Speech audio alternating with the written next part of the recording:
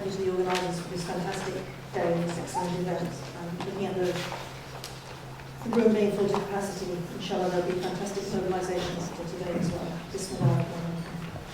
A lot of what I'm going to say, I think, will be very obvious to all of us here, and just bear with me because I need to repeat it. I think it has to be repeated because as a practitioner, somebody who's working, trying to battle, prevent the anti-terror law and various other injustices, I'm very wary of the kind of problems that develop around praxis and how we inadvertently get caught up in the ideas behind the methods that we are forced to use to mobilize on some occasions. Now, as was mentioned, we produced this report at the end of last year. I'm going to refer to some of the statistics that we compiled based on survey methods between 2010 and 2014 very briefly. You'll see where I'm going with this. So, when we're talking about prevent as a racist piece of a racist policy that is now part of the law, we need to be very wary that we have to place racism in the context of the institution. And this is my first point. Again, it seems obvious, but we get lost in this.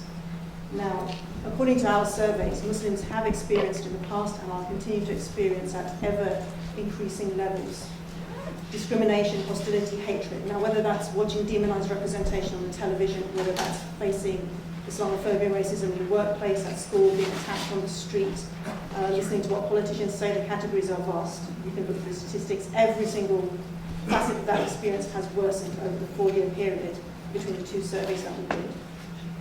However, when we talk about Islamophobia in civil society or about racism, we tend to focus or be forced to focus on discrimination in the workplace because there's a directive about that became law over 10 years ago, and about hate crime because there's a developing law around hate crime and in particular how religious aggravation should or can be applied to certain violent offences. Now there has been a spike of about 4% when it comes to the experience of hate attacks on the street for Muslims between those two surveys. But our argument is that that spike comes not from pre-existing prejudices, racism, etc., although they already exist at the street level. It is because of the hate environment which is created by the relationship between legal institutions, the media, political elites, academia, and so on and so forth.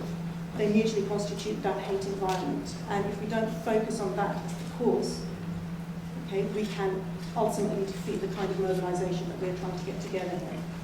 So prevent as a discursive praxis, and obviously now as a law, is perhaps the most significant policy factor in that rise, according to us. And we'll give some demonstration of why that is.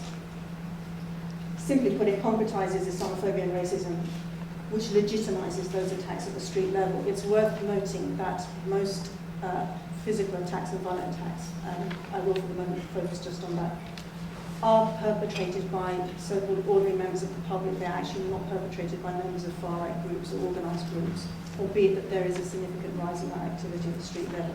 This is because people are feeling incited, essentially, by the environment they live in to take action.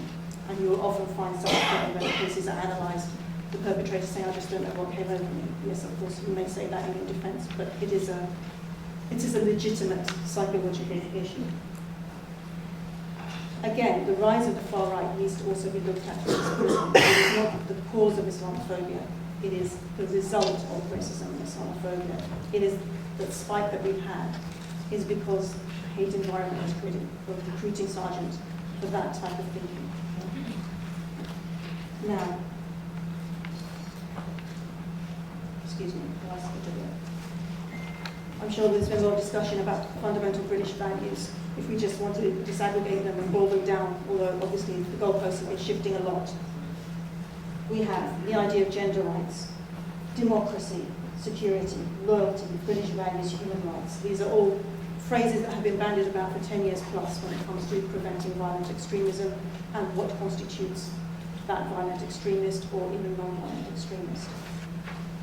When we did an overview of the types of violent attacks that were taking place, we started seeing patterns where you could actually identify, outside of the statistics, the actual kind of themes of attacks. Okay? So you have things around child grooming, so people being beaten up, accused, attacked, etc. of being a child groomer. At the same time, women were also being attacked as being facilitators of child grooming.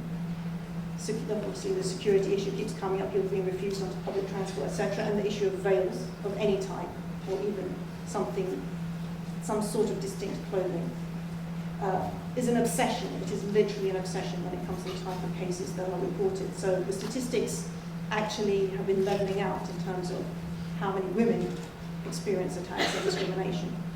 When we first did these types of surveys 15 years ago, women were the overwhelming victims. That's kind of evened out. But when you look at the actual nature of cases, you see that coming in, and I realise that's, again, something that seems quite obvious.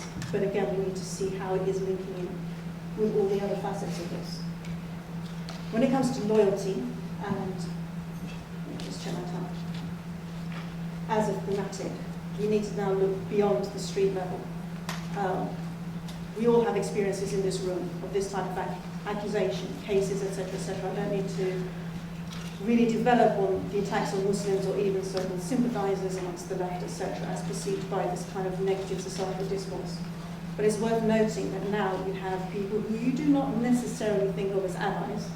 So, for example, Matthew Paris in the Times, or Janice Turner, who's actually, we have a case study about a load of Islamophobic stuff she wrote in here, who's also in a way now being targeted as being a sympathiser for Muslims.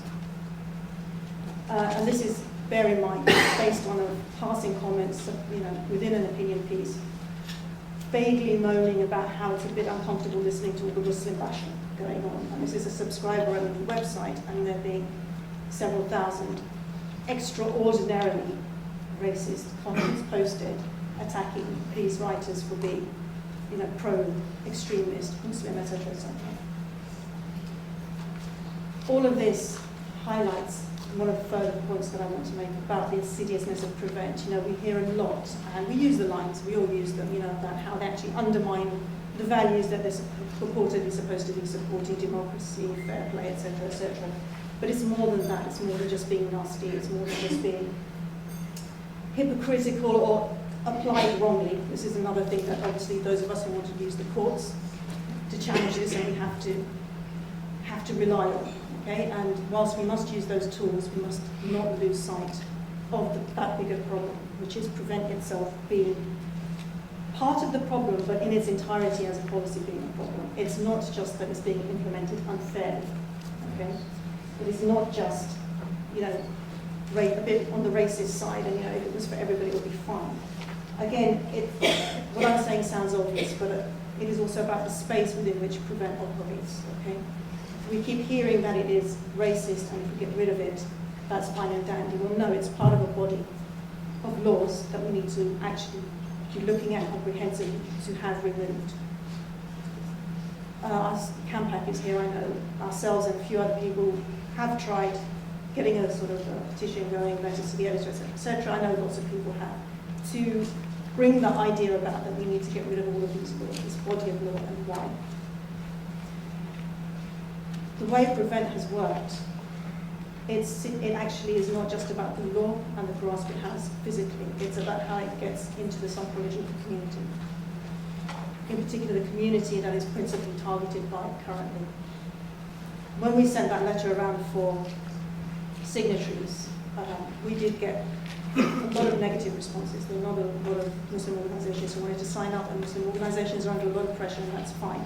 But we also did get a lot of advice, and the first two that I remember of one particular email from an advocacy organisation, I forget which order they went in, said, well, first of all, we can't be naive and think we don't have a problem in the community, and the second one was, you can't ask for laws to be removed. Well, already now, the idea of asking, the idea of expectation, the idea of racism and living with institutional racism has become so demonised, so much associated with deviance, and I've skipped the whole thing that I was going to talk about, with regard to free speech and deviance, that we ourselves are the policemen for prevent, even while we think we're actually challenging it.